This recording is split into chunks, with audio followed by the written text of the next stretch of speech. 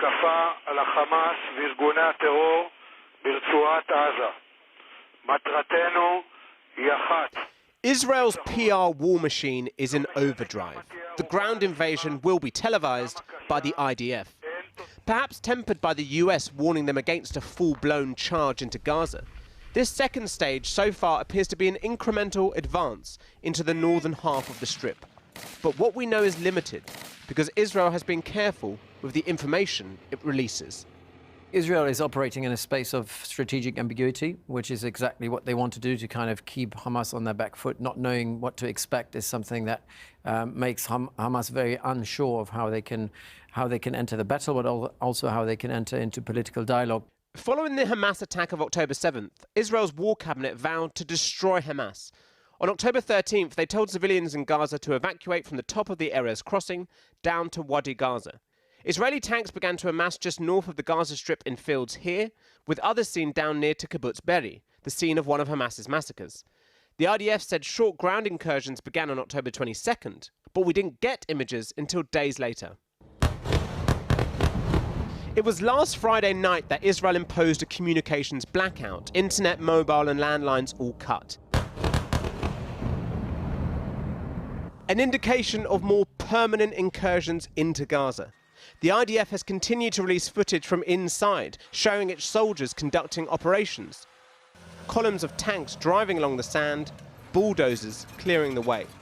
But the Israelis do not say exactly where and when these images are from. They just release them day by day. But judging by where the tanks were before the incursions, and from satellite images, we know Israeli tanks entered Gaza from these three locations. And videos from social media show us where they were this week. One shows forces raising a flag at a hotel here, 3 kilometers from the border. The video appeared as early as Saturday, but we've not been able to verify when it was filmed. Another shows a tank firing on a civilian car on Salah al-Din Road. The video appeared on Monday morning and was filmed by a Palestinian journalist. A satellite image taken on Monday at 9:34 a.m. shows smoke rising from the same location. And this image from Planet Labs, also from Monday morning, shows the tracks of Israeli tanks and armoured vehicles, locations where they appear to be bedding in, as well as reaching more built-up areas, all littered with craters.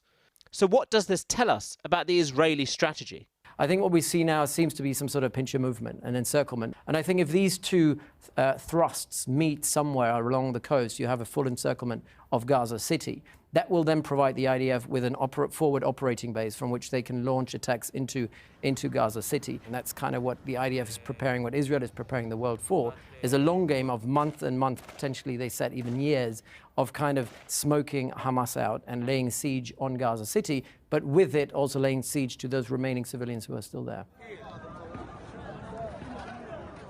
That siege was seen in Israel's devastating strikes on the Jabalia refugee camp, which caused dozens of deaths and injuries, according to Gaza's health ministry.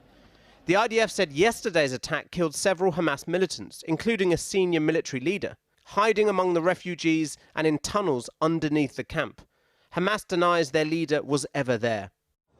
This shows the devastating consequences of this war for Palestinian civilians, as the Israelis push ahead and try to target Hamas infrastructure, in particular the network of tunnels. The Israeli mission is complicated not just because hostages are assumed to be underground, but that they have to know where the tunnels are. Footage from early this week showed Hamas emerging from one near the Erez crossing, seemingly unknown to the Israelis. Urban warfare is extremely complex because it's three-dimensional. In the way it's in the air, it's on the surface, it's in towers, but it's also subterranean. Hamas has also been able for 17 years to kind of dig in, fortifying an urban environment in a way that no other actor has done over the last couple of decades. I can't think of any other urban combat environment where the defending party, which is Hamas in this respect, was able to dig deep tunnels, 70 meters deep, hundreds of kilometers of tunnels, were able to, create command and control centers that are completely undiscoverable and impenetrable from the air.